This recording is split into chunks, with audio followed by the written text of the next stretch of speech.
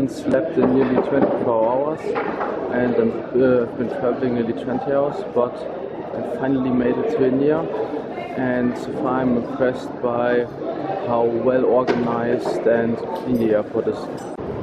Right now I'm inside the Delhi metro. I'm waiting for my train from the airport to the new Delhi train station, and I just escaped my first rip-off. Somebody was very nice at first, showed me the way to the metro, but then told me that it's not the metro I need to take, but a metro cab. And that's the token I bite from the metro counter. Wouldn't work for the metro train, but of course it did. I've just left the airport metro. Behind me is now the new Delhi railway station. My hotel was located in a side street of the main bazaar, Delhi's backpacker district, opposite of the new Delhi railway station.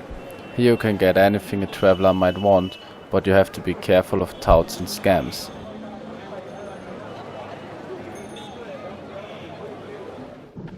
This is my hotel room in the Smiley Inn, and it has a pretty nice bathroom. But there's a huge downside. It doesn't have a window. What appears to be a window just opens into the building. I spent my first evening in India in a rooftop bar at the main bazaar. The main bazaar is one of the few places in India with an actual nightlife. Right now I'm at the rooftop of Smiley Inn, eating my complimentary breakfast. I've just bought a vegetarian hot dog for 20 rupees outside the Chennai metro station. As you can see, there's some white filling on top, and the filling is not really a sausage, so it's not exactly a hot dog. Behind me you can see the Red Fort, which is one of Delhi's main attractions, just near Old Delhi. The Red Fort was the palace of the Mughal emperors. It was constructed in the 17th century when the capital of the Mughal Empire was moved to what is now Delhi. Since 2007 the Red Fort is a World Heritage Site. The Brits took over the fort after defeating the Mughal Empire and destroyed some of its buildings to turn the fort into barracks. From the outside the fort is very impressive, but the ruins inside are not that spectacular. You have to be careful when buying the ticket for the Red Fort. I paid with a 1,000 rupees bill, which the cashier quickly put away. When he handed me the change, he claimed they only gave him 500 rupees, and I had no way to prove that in fact I gave him 1,000 rupees. I'm in Delhi right now, and I'm drinking a chiku shake for 30 baht, which is a mix of pineapple and orange. After visiting the Red Fort, I navigated my way through Old Delhi to the Jama Masjid. The Jama Masjid was constructed in the 17th century and is India's biggest mosque. The streets around the mosque are as chaotic as most people imagine India. In front of the main entrance is an interesting street market. The mosque itself is rather boring, just a prayer hall and a big plaza, so 20,000 people can pray at the same time. However, climbing up one of the 130 feet high minarets allows for an impressive view. The entrance for the mosque is free, however you have to pay to bring any kind of camera, even cell phones. Also, if you leave your shoes at the entrance or your backpack at the base of the minaret, you will have to pay an extra fee, regardless of the fact that you already paid for a ticket for the minaret.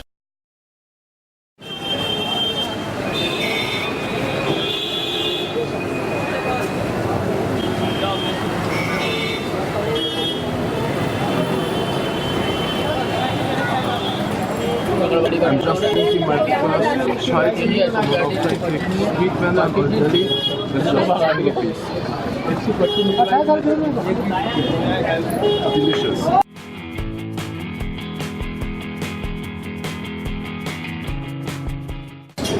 I'm at a vegetarian restaurant in Old Delhi, as there's no menu with descriptions and I have no idea what all these dishes are. I just ordered a mixed vegetable dish and a stuffed naan. I can really recommend this restaurant. People are very nice. It's very good. On this day it hit me for the first time how extreme the difference between wealthy and poor people really is in India. On my way back I saw a waste dump, which was small but in a very central location. People, even small children, were searching the waste for anything of value. The worst part is that it seemed to me that many wealthy Indians do not care at all about the poverty. A week-long ban on alcohol in Delhi because of elections was also lifted on this evening. This was the only time I felt unsafe in India, as the people trying to get their booze seemed to be in an aggressive mood.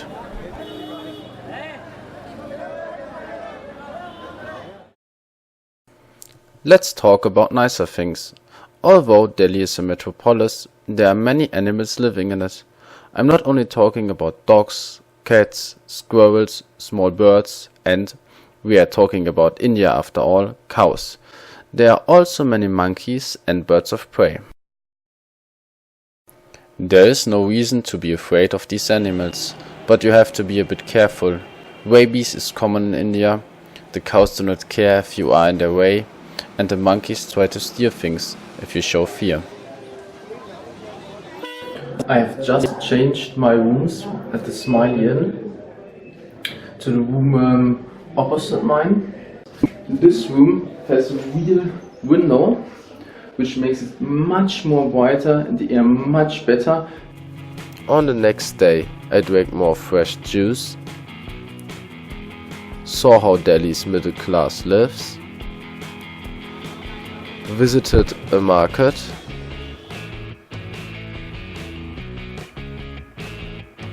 and ate some delicious South Indian food.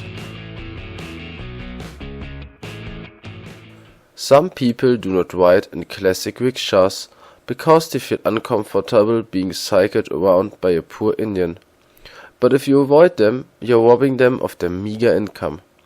Instead, I give them a little more money than they are asking for.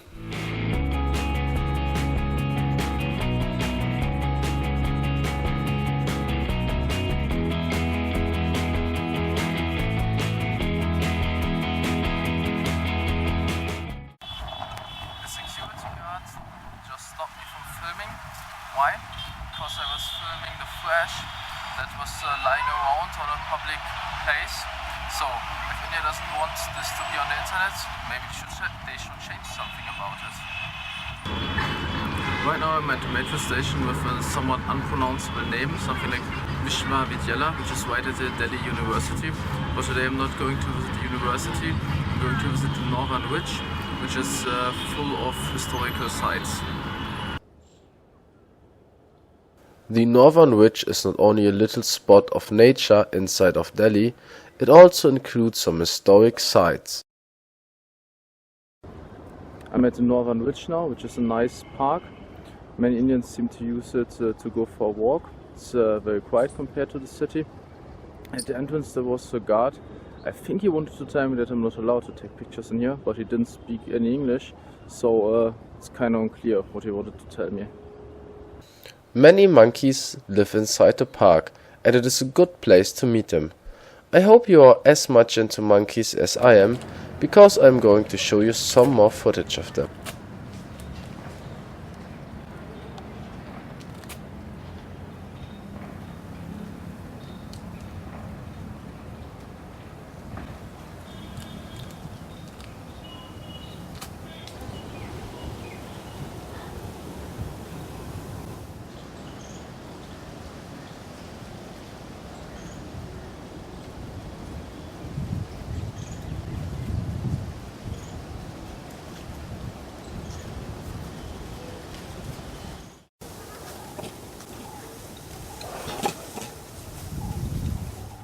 I'm at my new hotel room at the rather luxurious hotel, the Connaught. Normally I would never book such a room, but my employer pays for it, so I can enjoy it.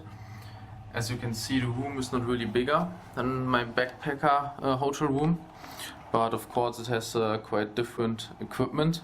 As you can see, there's a huge window, nice chairs, there's a western bathroom, even with a bathtub. And There's finally a safe that's big enough for my notebook, but of course there's also a downside to such a hotel. For example, the prices of the additional services like laundry.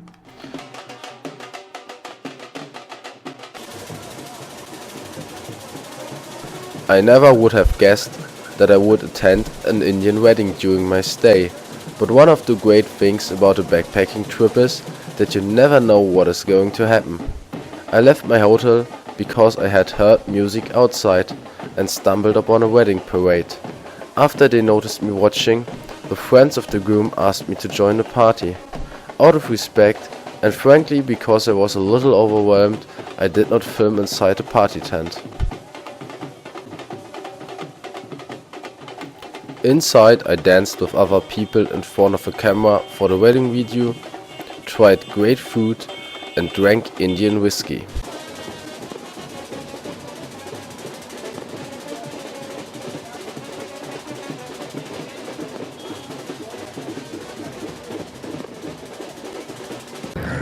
Right now I'm outside the entrance of the giant Mannar, an archaeological site. The Jantar Mantar is located near Connaught Place. It consists of 13 astronomy instruments built in the 18th century. The tomb of Humayun was constructed during the 16th century, the early period of the Mughal Empire. It is located in Delhi's district Nizamuddin East. In the 19th century, it was the last retreat of the last Mughal emperor, who was captured there by the Brits in 1857. Around the tomb there is a park with other historical buildings. Because of the several buildings and the park, Humayun's tomb is one of the most interesting historical sites in Delhi.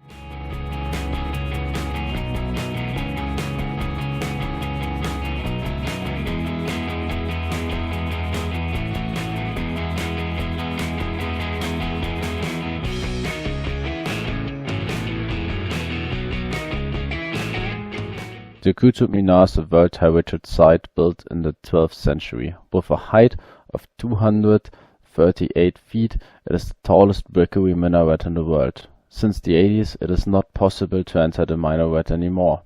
This is why I had low expectations prior to my visit. However, I was positively surprised. The site area contains not only the minaret, but also several ruins. Noteworthy was that the site was not only visited by Western tourists, but also by many Indian school classes.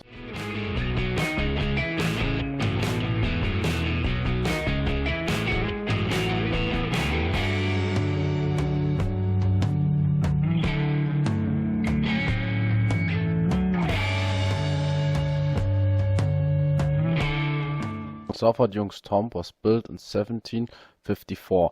It is known as the last important example of Mughal architecture in Delhi. Like the Taj Mahal, it is built of sandstone and marble. The building is surrounded by a garden arranged in squares, in the same style as the garden of Humayun's tomb. Pani Puri, a bread which is filled and dipped into sauce, became one of my favorite snacks. It is simple and spicy but very tasty. The Lotus Temple of the Baha'i religion is very famous for its architecture, but the visit was extremely boring as there's nothing to see or to do.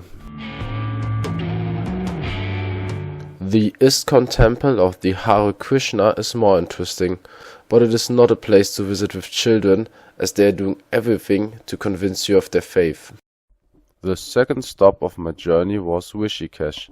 It is located north of Delhi in the outskirts of the Himalayas, at the upper reach of the Ganges. The town is famous for its ashrams and yoga, but it has also a lot to offer for nature lovers. There's a nature sanctuary nearby, and even walks into the surrounding hills are worth the while. Although I am not one of those people looking for a spiritual experience, I liked Rishikesh very much. In Rishikesh you can also see the traditional ghats, which are used for bathing in the Ganges. Here the river is even somewhat clean. Sadly, my visit was short and, besides the town, I could only visit a nearby waterfall.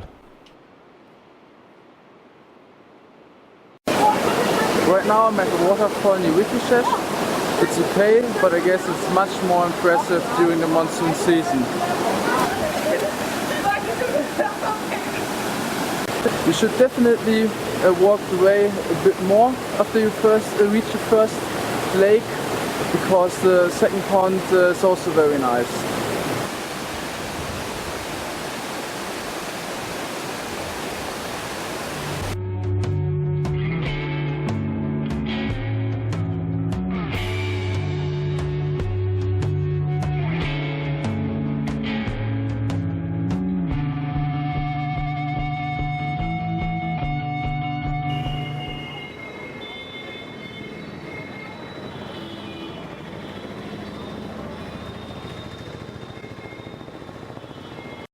The well-known Taj Mahal was built in the 17th century and is located in Agra, the old capital of the Mughal kingdom, not far away from Delhi.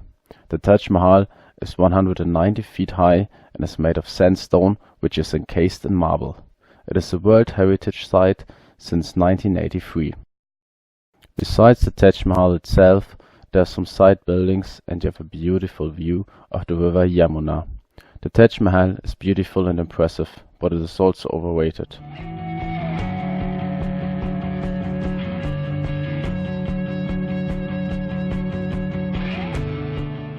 The last part of my trip took me to Rajasthan, first to Jodhpur, the Blue City, and then to Jaisalmer inside the Thar desert. Unfortunately, I had swine flu during this time, and additionally some of my footage was lost. What remains are some scenes from ziplining at the Mehrangarh Fort in Jodhpur, an experience that was not as thrilling as I hoped, but it was a lot of fun and offered some great views.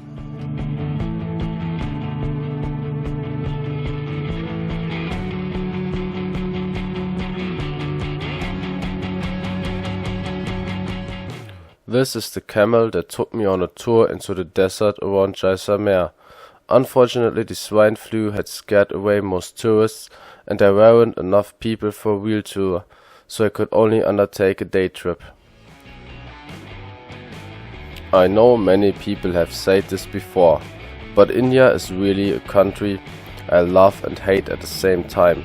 It is definitely a country of extremes.